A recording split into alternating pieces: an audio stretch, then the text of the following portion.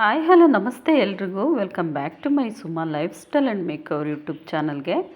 ಬೆಳಗಿನ ಶುಭೋದಯ ಅಂತೇಳಿ ತಿಳಿಸ್ತಾ ಇವತ್ತಿನ ಒಂದು ಸ್ಪೆಷಲ್ ರೆಸಿಪಿ ಏನಂತ ಹೇಳಿದ್ರೆ ಮಶ್ರೂಮ್ ಬಿರಿಯಾನಿ.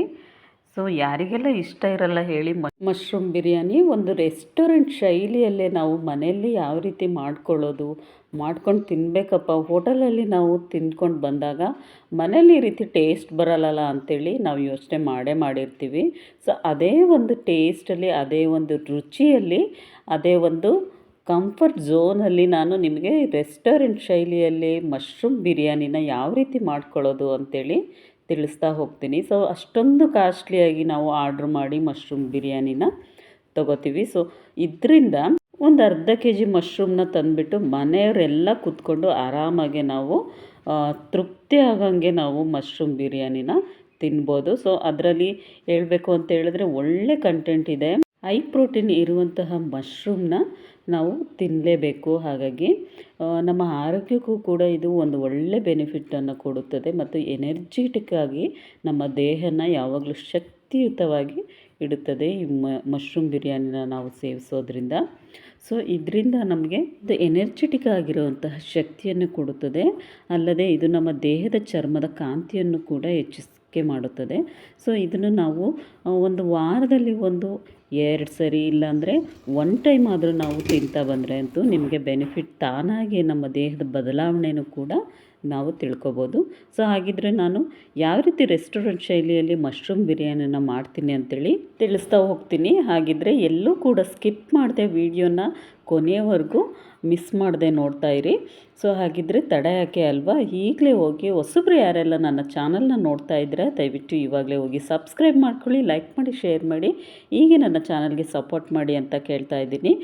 ಥ್ಯಾಂಕ್ಸ್ ಅಂತ ಹೇಳೋಕ್ಕೆ ಇಷ್ಟಪಡ್ತೀನಿ ಎಲ್ಲ ನನ್ನ ಸಬ್ಸ್ಕ್ರೈಬರ್ಸ್ಗೂ ಕೂಡ. Thank you so much. ಇವತ್ತಿನ ಒಂದು ಸ್ಪೆಷಲ್ ರೆಸಿಪಿನ ಮುಂದುವರ್ಸೋಣ. ಆಗಿದ್ದರೆ welcome back to my YouTube channel. ಮೊದಲಿಗೆ ಮೇಯ್ನಾಗಿ ಇದಕ್ಕೆ ಮಶ್ರೂಮ್ ಬೇಕಾಗುತ್ತೆ. ಮಶ್ರೂಮ್ನ ತೊಗೊಂಡಿದ್ದೀನಿ ನಾನು. ಮಶ್ರೂಮ್ನ ಈ ರೀತಿಯಾಗಿ ಸಿಪ್ಪೆನ ತೆಗಿಬೇಕು. ಸಿಪ್ಪೆ ತೆಗೆಯೋದು ಹೇಗೆ ಅಂತೇಳಿ ಅದಕ್ಕೊಂದು ವಿಡಿಯೋ ಮಾಡಿ ಶೇರ್ ಮಾಡ್ತೀನಿ ಸದ್ಯದರಲ್ಲೇ. ನೀವು ಅಂಗಡಿಗಳಲ್ಲಿ ತಗೊಳ್ಳುವಾಗ ಕ್ವಾಲಿಟಿ ನೋಡಿಕೊಂಡು ಚೆಕ್ ಮಾಡಿಕೊಂಡು ಮಶ್ರೂಮ್ನ ತಗೊಳ್ಳಿ. ಯಾಕೆಂತ ಹೇಳಿದ್ರೆ ಒಳಭಾಗದಲ್ಲಿ ತುಂಬಾ ಕಪ್ಪಾಗಿರುತ್ತೆ. ಆ ಥರ ಏನಾದರೂ ಇದ್ದರೆ ದಯವಿಟ್ಟು ತಗೊಳಕ್ಕೆ ಹೋಗಬೇಡಿ. ಸ್ವಲ್ಪ ಫ್ರೆಶ್ ಆಗಿರೋ ಅಂಥ ಮಶ್ರೂಮ್ನ ತಗೊಳ್ಳಿ. ಒಂದು ಮೀಡಿಯಮ್ ಸೈಜಲ್ಲಿ ಈ ರೀತಿಯಾಗಿ ಕಟ್ ಮಾಡ್ಕೊಳ್ಳಿ. ನಾವು ಬೇಯಿಸಲಿಕ್ಕೆ ಹಾಕುವಾಗ ಸಿಂಕ್ ಆಗುತ್ತೆ. ಹಾಗಾಗಿ ತುಂಬ ಚಿಕ್ಕದಾಗಿ ಕಟ್ ಮಾಡ್ಕೊಳ್ಳೋಕೆ ಹೋಗಬೇಡಿ. ಒಂದು ಮೀಡಿಯಮ್ ಸೈಜಲ್ಲಿ ಈ ರೀತಿಯಾಗಿ ಇದ್ದರೆ ಸಾಕು.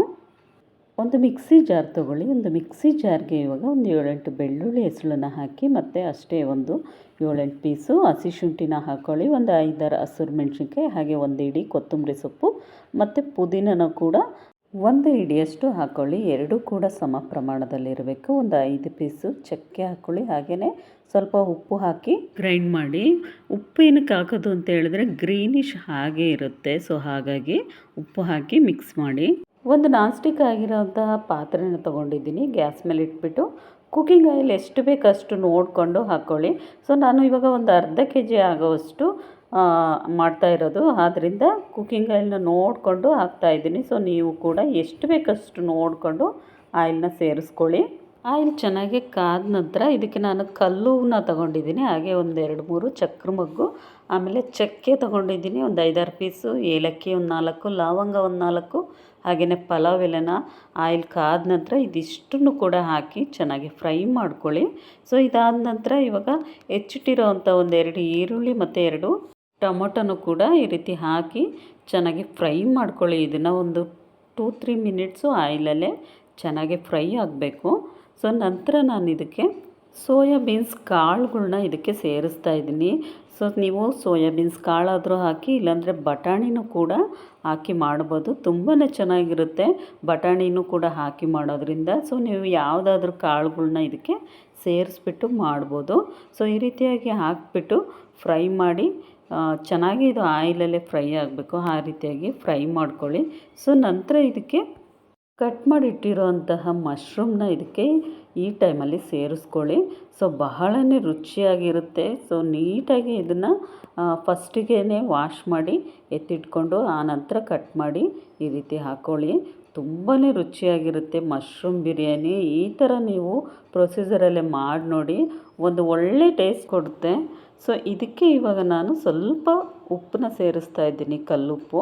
ಸೊ ನಂತರ ಒಂದು 1/2 ಟೇಬಲ್ ಸ್ಪೂನ್ ಆಗೋಷ್ಟು ಅರಿಶಿನ ಸೇರಿಸ್ಬಿಟ್ಟು ಈ ರೀತಿಯಾಗಿ ಮಿಕ್ಸ್ ಮಾಡ್ಕೊಳ್ಳಿ.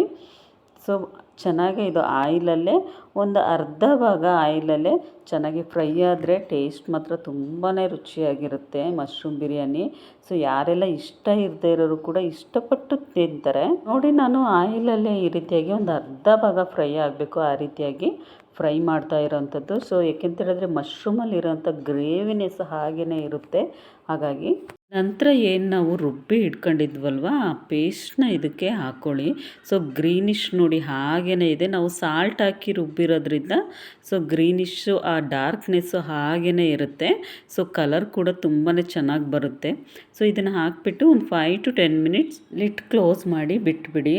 ಸೊ ಏಕಂತ ಹೇಳಿದ್ರೆ ಆ ಮಸಾಲೆನೆಲ್ಲ ಮಶ್ರೂಮು ಚೆನ್ನಾಗಿ ಅಬ್ಸರ್ವ್ ಮಾಡಿ ಹಿಡ್ದಿಟ್ಟಿರುತ್ತೆ. ಸೊ ಹಾಗಾಗಿ ಇದನ್ನು 5 to 10 ಮಿನಿಟ್ಸು ಕ್ಲೋಸ್ ಮಾಡಿ ಓಪನ್ ಮಾಡಿದೆ. ನೆಕ್ಸ್ಟ್ ಮುಂಚೆನೇ ನಾನು ಒಂದು ಅರ್ಧ kg ಆಗೋಷ್ಟು ಜೀರಾ ರೈಸ್ನ ನಾನು ಈ ರೀತಿಯಾಗಿ ನೆನೆಸಿ ಇಟ್ಟಿರೋ ಅಂಥದ್ದು ಇದಕ್ಕೆ ಈ ಟೈಮಲ್ಲಿ ನಾವು ಸೇರಿಸ್ಕೊಳ್ಳೋಣ. ಸೊ ನೀವೇನಾದರೂ ಬಾಸುಮತಿ ರೈಸ್ನೂ ಕೂಡ ಹಾಕಿ ಮಾಡ್ಬೋದು, ತುಂಬಾ ರುಚಿಯಾಗಿರುತ್ತೆ ಬಾಸುಮತಿ ರೈಸ್ನ ಹಾಕಿ ಮಾಡೋದ್ರಿಂದನೂ ಕೂಡ.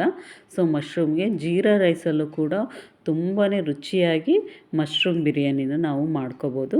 ಸೊ ನೆಕ್ಸ್ಟ್ ಒಂದು ಅಳತೆ ಪ್ರಮಾಣದಲ್ಲಿ ನೀರನ್ನ ಕೂಡ ಇದಕ್ಕೆ ಸೇರಿಸ್ಕೊಳ್ಳಿ. ಹಾಗೆಯೇ ಟೇಸ್ಟ್ ನೋಡಿಕೊಂಡು ಸಾಲ್ಟ್ ಎಷ್ಟು ಬೇಕು ಅಂತೇಳಿ ಮತ್ತೊಮ್ಮೆ ನೋಡಿಬಿಟ್ಟು ಹಾಕಿ ಮಿಕ್ಸ್ ಮಾಡಿ. ಈ ರೀತಿಯಾಗಿ ಮಿಕ್ಸ್ ಮಾಡಿಬಿಟ್ಟು ಒಂದು 15 ಮಿನಿಟ್ಸ್ ಇದನ್ನು ಕ್ಲೋಸ್ ಮಾಡಿ ಇಟ್ಬಿಡಿ. ಹಾಗೆಯೇ ಆಮೇಲೆ ಒಂದು ಟೈಮು ಈ ರೀತಿಯಾಗಿ ಓಪನ್ ಮಾಡಿಬಿಟ್ಟು ಮಿಕ್ಸ್ ಮಾಡ್ಕೊಳ್ಳಿ.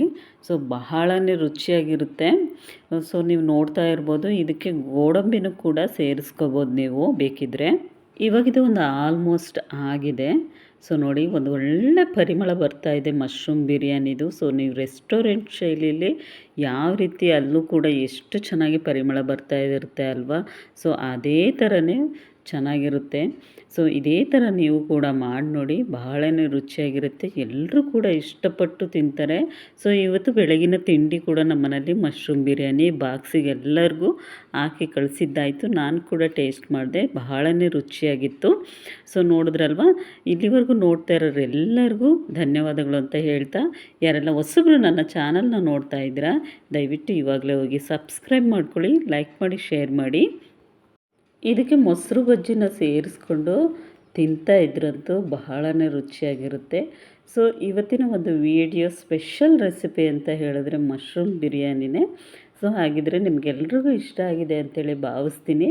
ಸೊ ಹೀಗೆ ನನ್ನ ಚಾನಲ್ನ ವೀಡಿಯೋಸ್ನ ನೋಡ್ತಾ ಇರಿ, ಸಪೋರ್ಟ್ ಮಾಡ್ತಾ ಇರಿ ಅಂತ ಹೇಳ್ತಾ ಇವತ್ತಿನ ವಿಡಿಯೋನ ಎಂಡ್ ಮಾಡ್ತಾ ಇದ್ದೀನಿ. ನೋಡಿ ಎಷ್ಟು ಚೆನ್ನಾಗಾಗಿದೆ ಮಶ್ರೂಮ್ ಬಿರಿಯಾನಿ ಅಂತ ಹೇಳಿದ್ರೆ, ಟೇಸ್ಟ್ ಮಾಡಿದ್ರಂತೂ ತುಂಬಾ ಚೆನ್ನಾಗಿತ್ತು. ಸೊ ನಿಮಗೆಲ್ರಿಗೂ ಮತ್ತೊಮ್ಮೆ ನಾನು ಧನ್ಯವಾದಗಳನ್ನು ತಿಳಿಸ್ತೀನಿ. ಸೊ ಹಾಗೆಯೇ ಹೀಗೆ ಸಪೋರ್ಟ್ ಮಾಡ್ತಾಯಿರಿ.